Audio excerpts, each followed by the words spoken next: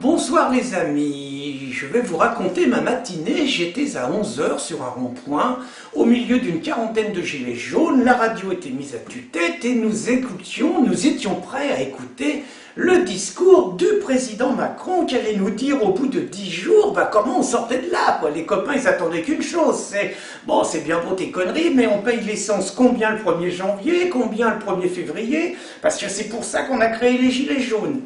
Grave erreur, ils n'ont pas eu affaire à un président de la République, ils ont eu affaire à un militant de la COP 21 et à un conférencier de la transition énergétique. Les copains sont pas stupides, au bout de 5 minutes, tout le monde s'est tiré de la table avec quelques injures que les journalistes d'homophobes, que les journalistes de BFM qualifieraient d'homophobes, mais bon, que t'es peut-être pas une méritée en la circonstance.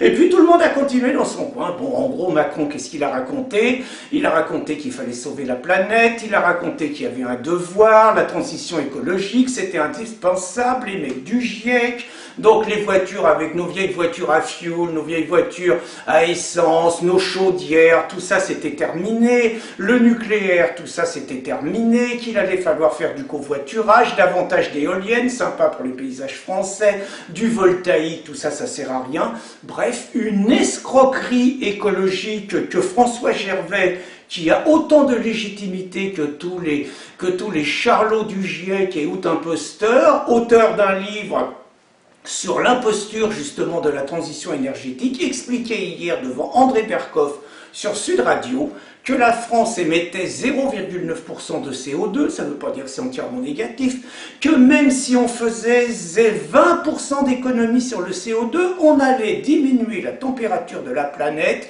de 1 millième de degré, 0,001.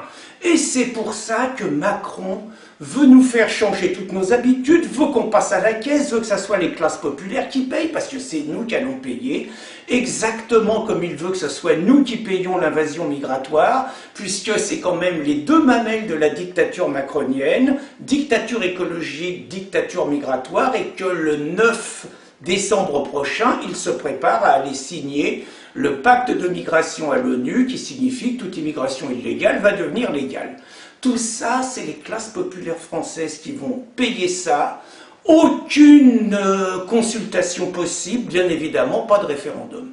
Alors face à ça, il essaye de pourrir l'ambiance chez les Gilets jaunes, il les fait infiltrer par des gauchistes, il accuse les Gilets jaunes d'être des casseurs aux mains de l'ultra-droite, il favorise naturellement des nouveaux porte-parole des Gilets jaunes dont personne ne connaît la légitimité et qui commencent à parler du bulletin blanc. Qu'est-ce qu'on a à foutre du bulletin blanc par rapport au combat des Gilets jaunes? Maintenant, c'est, paraît-il, les racailles et la famille Adama qui va manifester avec les Gilets jaunes à Paris. C'est quoi cette pagaille, quoi? Manifestement, l'identité populaire et identitaire des Gilets jaunes est en train de passer à la trappe. Moi, je crois qu'il n'y a que 2 mots d'ordre qui peuvent rassembler tout le monde et qui sont à la hauteur de la situation. Le litre à 1 euro, et à 1 euro, on leur fait encore cadeau par rapport aux taxes qui sont à 70%, et un moratoire sur toute la répression toute la répression routière, que ce soit les radars, que ce soit les amendes ou que ce soit l'ensemble des persécutions que subissent les automobilistes. Il me semble que ce sont les 2 sujets qui doivent unifier tous les Gilets jaunes. On continue les amis, et Macron, on l'aura.